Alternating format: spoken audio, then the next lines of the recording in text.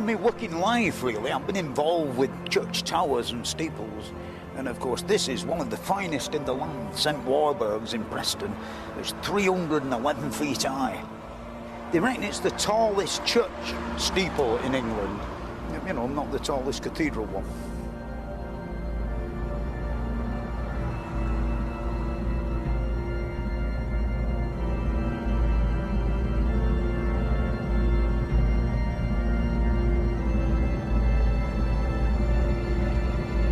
Such a beautiful needle point, big nut and bolt in top, holding top on, otherwise it'd blow away in the wind. And I think really I'm getting to the end of my days as a steeplejack, you know, I think it may be the last big steeple I'll ever mend.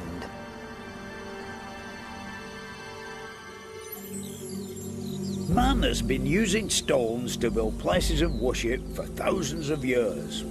And the origins of the oldest are shrouded in mystery. The best known is Stonehenge, but not very far away at Avebury, I went to see one that was built on an even grander scale.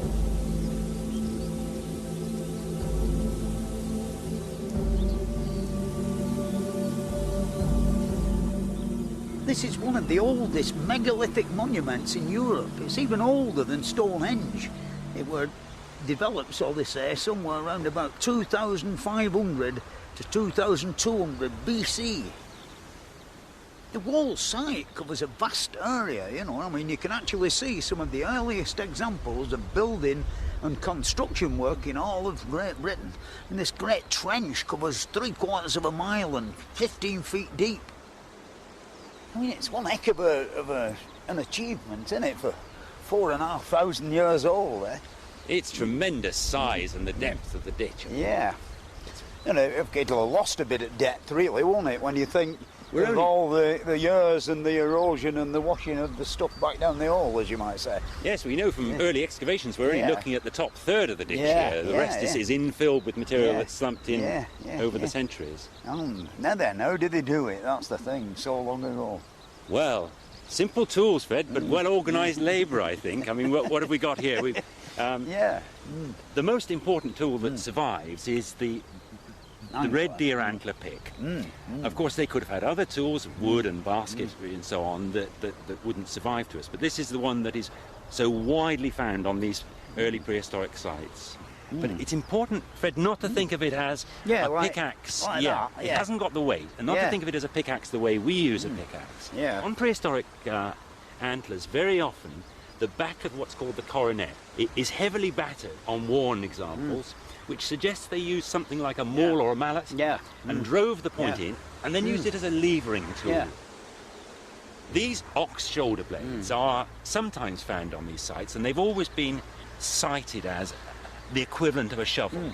It's actually a little questionable whether they would really shift enough material and whether you'd have enough leverage.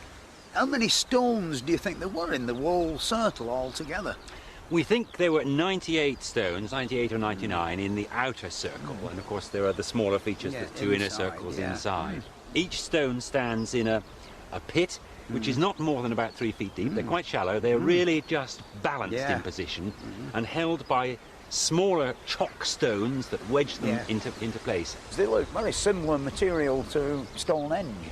They are exactly the same sarsen stone, it's called. Of course, the big difference is that these here aren't shaped. They're selected for shape, perhaps, but they're not worked and shaped in the way that Stonehenge.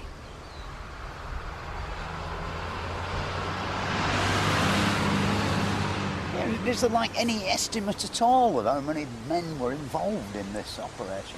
It's very difficult to estimate because we don't know the length of time that the completion of the digging of a monument like this took, Fred. I mean, we can't define it to say less than 100 years or something.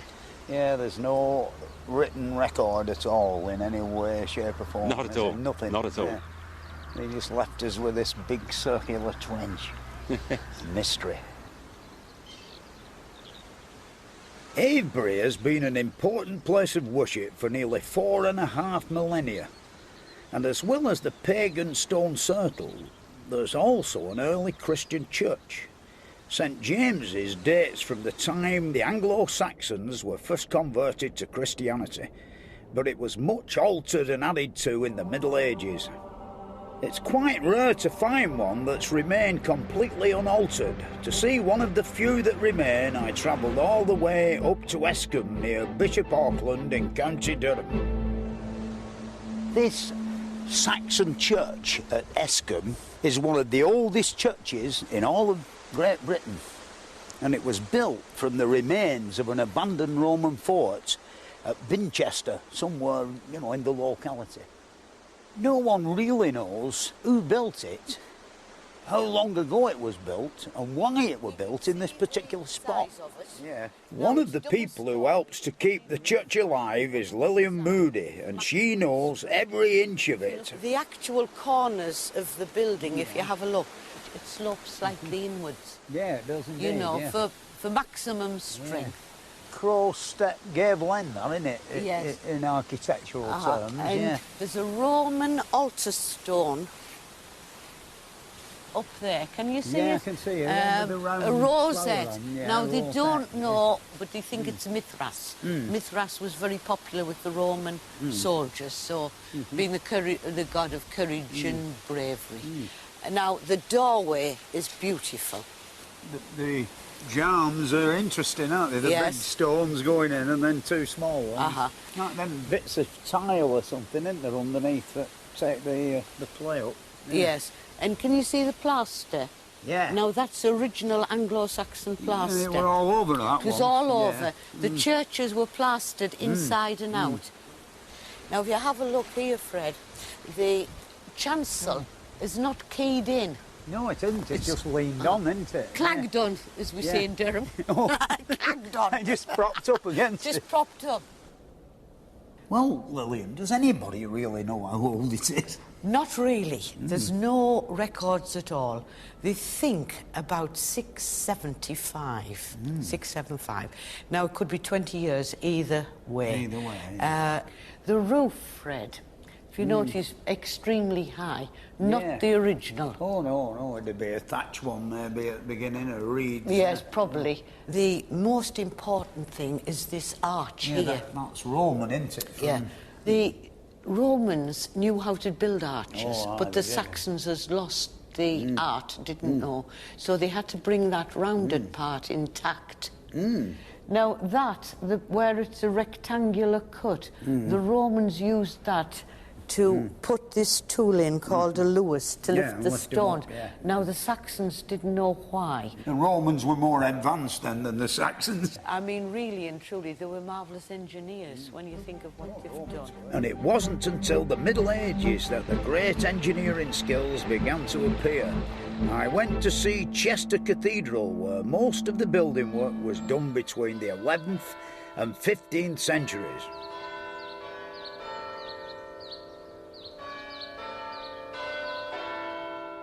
It started its life as a Benedictine monastery, and it was dissolved by Henry VIII in 1540, but the following year he gave it back to the church as the cathedral for the newly created Diocese of Chester.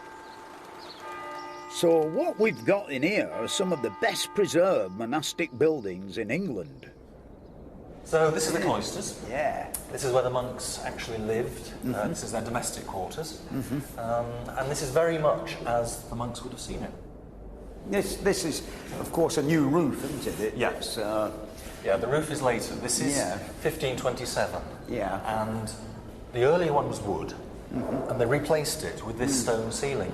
And up here, you can see very clearly where the later roof has just sort of been pushed through into the earlier work. And this ledge on there would have been a trough, water running through it. And the monks washed their hands there before the meal, before they went into the refectory.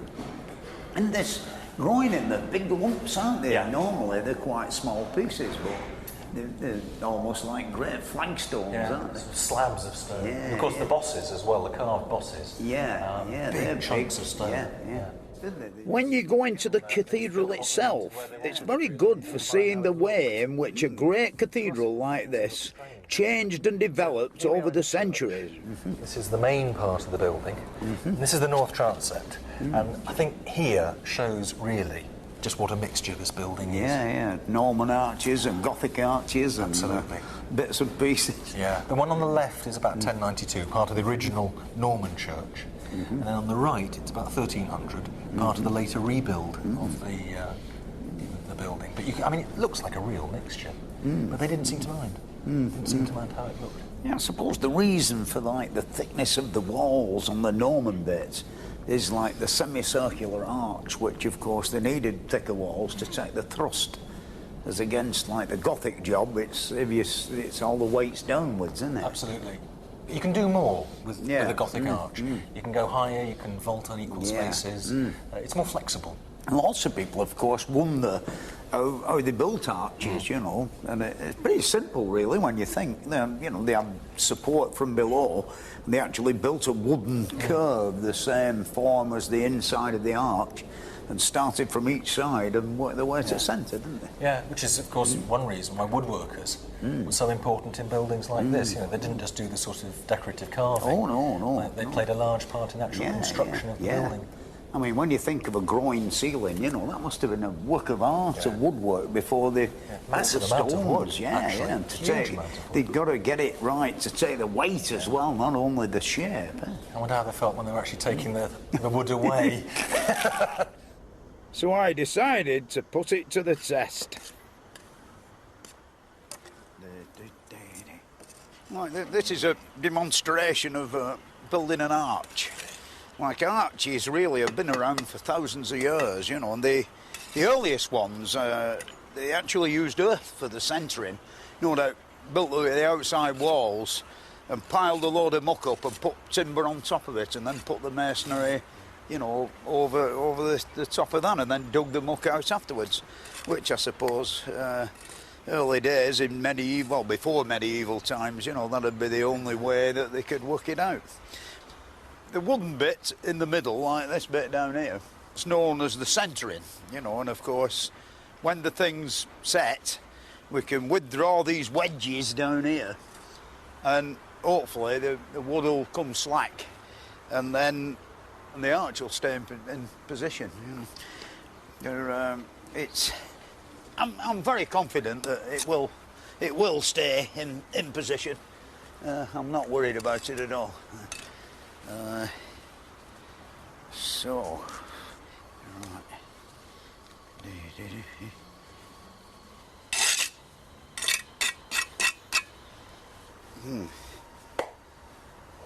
Well, that's what all good bricklayers do at brew time. I'm off now. We'll come back after lunch and take the middle out. The Middle Ages was the great age of cathedral building, and they've left us with some magnificent monuments to the skills of the medieval builders and the stonemasons. One of the grandest of them all is York Minster, and it was started in 1220, and it took 250 years to complete. One of the great engineering advances of the time was the introduction of the flying buttress.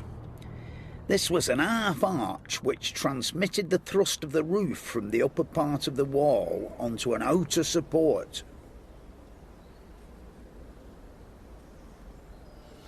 Really, the invention of the flying buttress, it's, I mean, most people go to cathedrals and look at them and think maybe they're a bit ornamental, but really they're very important. You know, when you go in these great cathedrals and you stand on the main aisle and you look down, and it's all these great big windows, you know. Have you never wondered, like, why does it not all collapse when you see two great rows of pillars with arches on top, and then great tall leaded windows up to ceiling nearly, and then of course the groined stone roof, you know, where's all the shove and thrust disappear to? In actual fact, when they invented like the side aisles with groin roofs, they built the big buttresses outside, which are really out in rain in a way, and put as much weight on them as they could, so they could build these little half arches in a way, as like a flying buttress, that holds together the solid bits in between the windows. Even though they look big and strong from outside, unbelievably fragile piece of building.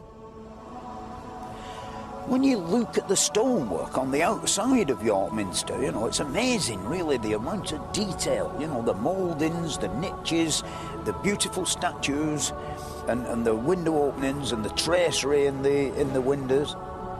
The detail around this great west doorway is something else, you know, I mean, it's brilliant. People say, pity they can't do things like that now, but I'm afraid they're wrong, because most of that up there were made in a yard just round the back of the Minster.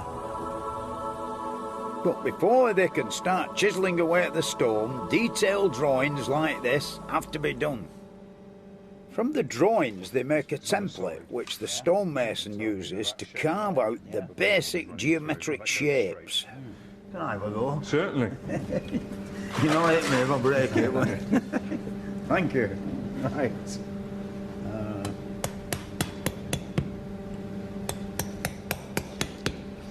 You reckon Michelangelo, you know, he could shift more rock in a day than two normal men, you know.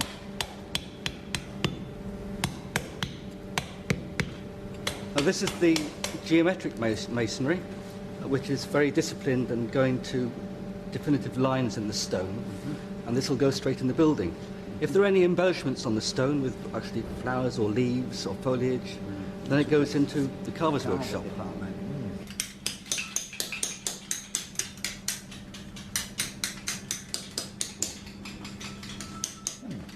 Now then, good afternoon, Martin. Howdy. Yeah, I can see now the three stages of making them beautiful leaves that are on this side. Yeah, it must take a long time. How long does it take you to do, like, 3 leaves? Well, it's probably about another week's work left in there, that. It's probably a couple of weeks in all. Yeah, when people walk by York Minster, they don't appreciate all that great effort that's gone into it, do they? Yeah, how do you go about making these hollowed out? Like, you know, a heck of a tricky operation with such delicacy, isn't it, really? Well, once the form of the leaves shaped, you actually know where all the reference points are, and then you can begin to dig behind with smaller chisels. And sometimes to get behind there, you can use a drill as well. Yeah, yeah. When it's finished, it will go into the southwest door.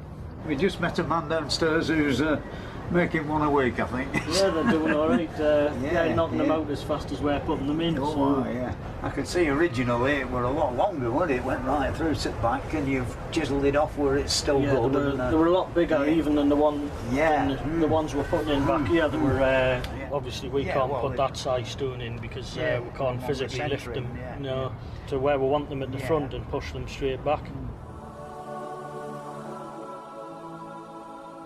Well, this is it, the great moment. We're now going to strike the arch. You know, it's had an hour or two for settle down.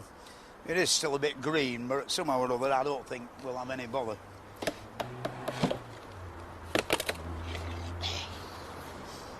Great. Success!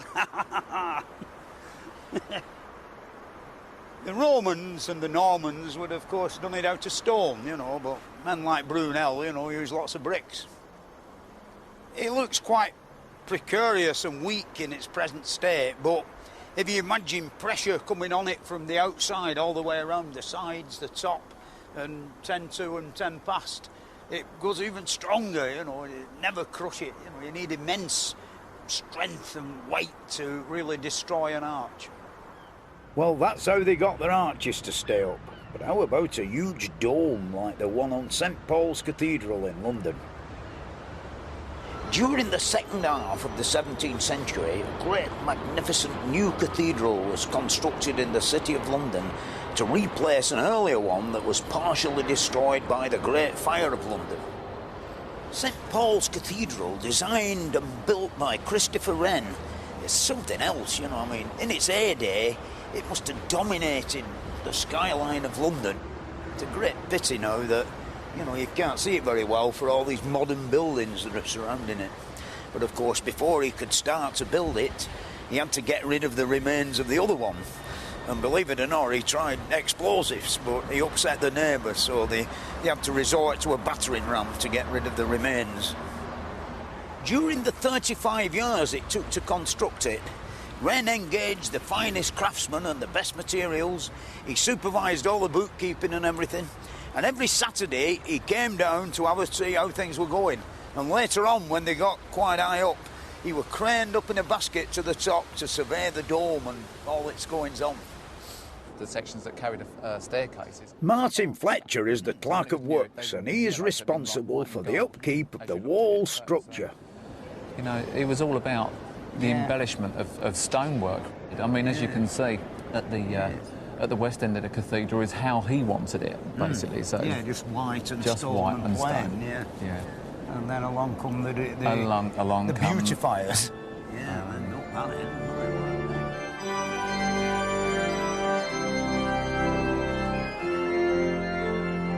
All this mosaic work was only done at the end of the 19th century, and it's very different from the plain unadorned white that Wren had intended.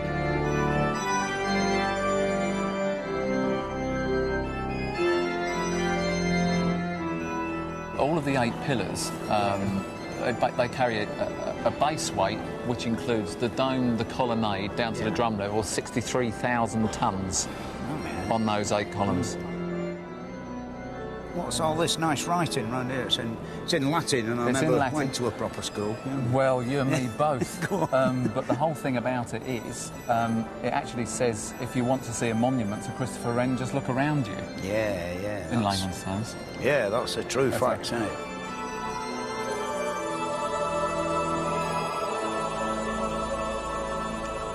St Paul's Cathedral really is a wonderful building.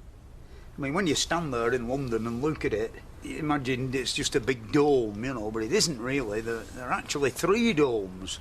When you stood down in the bottom, you can see a beautiful dome, all nicely painted and everything when you look upwards. But on top side of that, there's a big cone that holds up the lantern on the top. And then stuck to the outside of that, there's a load of timber roof trusses that hold yet one more dome, which of course has got the lead on top of it. These stone corbels support the framework on this great cone, which is perfectly straight. You can see, we're just looking at that, the greatest area of thrust of the whole lot is here on top of these pillars. But with all this pressure, how do you stop the whole thing pushing out on itself and collapsing? Wren came up with an ingenious solution. He put a great wrought iron chain all around the dome and sunk it into a band of stone that went all round the perimeter. And then, of course, led it in as well by bucketfuls and ladles full of molten lead, which, when you think back to 17 odds, you know, the methods of melting lead wouldn't have been quite as good as what they are today. You can imagine a little lad with a pig's bladder and some, you know, furiously pumping some bit of a coke fire, a charcoal and crucible stuck on top of it full of lead, and then they would pour it in, and of course it had set, and the next lot wouldn't adhere to the other lot, and this has been really part of its downfall.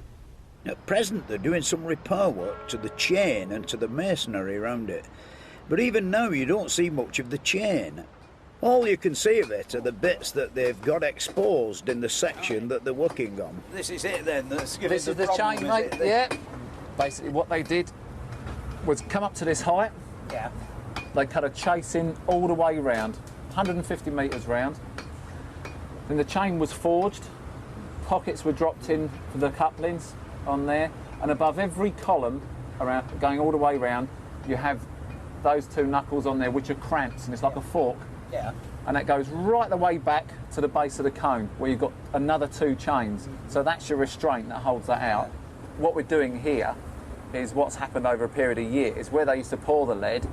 Because it hits this fairly cold, it laminates. So any moisture has got into the chain. And as you know, you get a little bit of rust pickup on there, swells up, blows the stone out of the front, resulting in these massive fractures that we get on here. When you think how old St Paul's is, it's a credit to Christopher Wren. I mean, the architecture and the engineering involved in it are something else.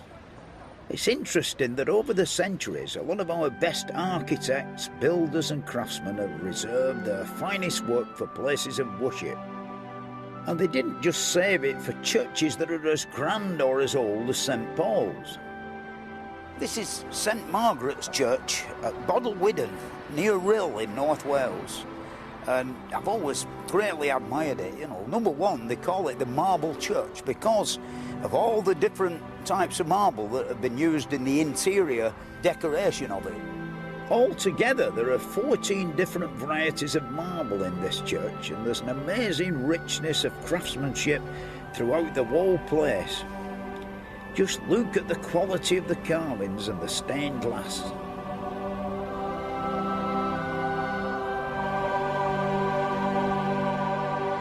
The bit that I really like is the steeple, you know, the spire.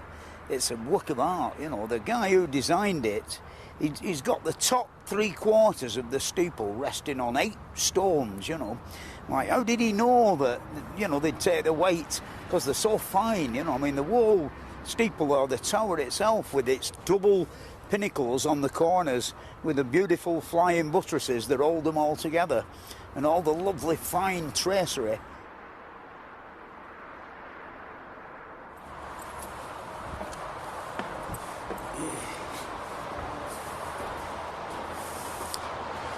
Ever since I passed by here years and years and years ago, I stopped one day and had a look at it, you know, beautiful steeple. You know, I always wanted to have a closer look and get inside like where we are now. You know. It's really interesting because you can see the 8 stones up above that takes the weight of the top 3/4 of the steeple. And if you look right up to the top, you can see the iron cross tree in the top that the great nut and bolt comes through to hold the top on the steeple. I think I'll go outside now and have a look round on the veranda. Yeah, you can actually see the lovely curve of the barrel shape of the steeple. You know, when you're half a mile up the road, it looks perfectly straight. It's actually barrel shaped, like a barrel of beer. These lovely pinnacles on the corners with the slender supports, you know, fretworked out, and the flying buttresses that join one to the other. Lovely bit of stonework, really.